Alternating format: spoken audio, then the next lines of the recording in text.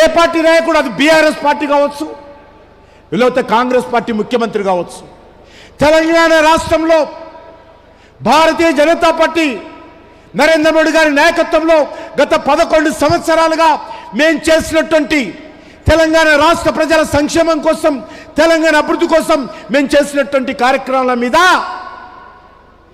అది సెక్రటరీకి రమ్మన్నా వస్తాము, ప్రెస్ క్లబ్ రమ్మన్నా వస్తాము, లేకపోతే ట్యాంక్ బండ్ మీదకైనా వస్తాము, లేకపోతే వరంగల్ అడ్డ మీదకి వస్తాము, కరీంనగర్కైనా వస్తాము.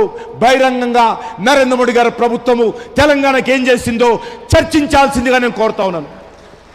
ప్రతి అడ్డమైనోడు ప్రతిరోజు మాట్లాడుతూ ఉన్నాడు. మీరేమో దోచుకున్నారు తెలంగాణను. మీ పార్టీ అధికారం ఉన్నప్పుడు దోచుకున్నారు, ఇప్పుడు ఉన్నటువంటి పార్టీ ఇంకా దోచుకుంటుంది. ప్రతిరోజు సాయంకాలం లోపల ఏమొచ్చిందని ఈరోజు కాంగ్రెస్ పార్టీ లెక్కలు చూస్తూ ఉంది.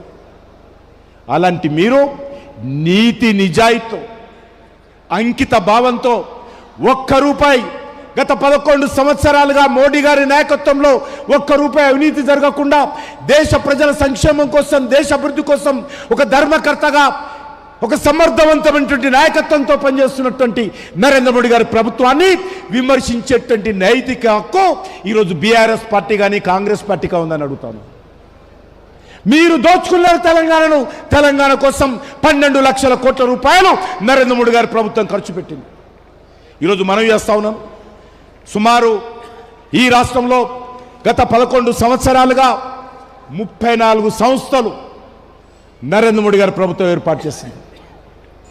ఈ సందర్భంగా నేను విమర్శించేటువంటి పార్టీలకు జవాబు చెప్పాల్సిన అవసరం లేదు.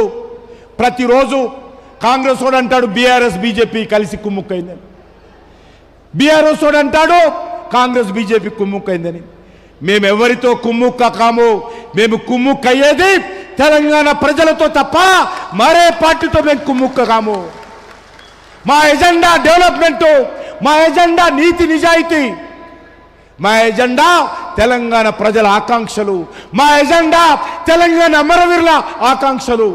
ఆ లక్ష్యంతో మేము పనిచేస్తాం తప్ప ఎవరి దయాదాక్షిణ్యాలతో ఈరోజు మేము నరేంద్ర మోడీ గారు ప్రధానమంత్రిగా పనిచేయడం లేదు.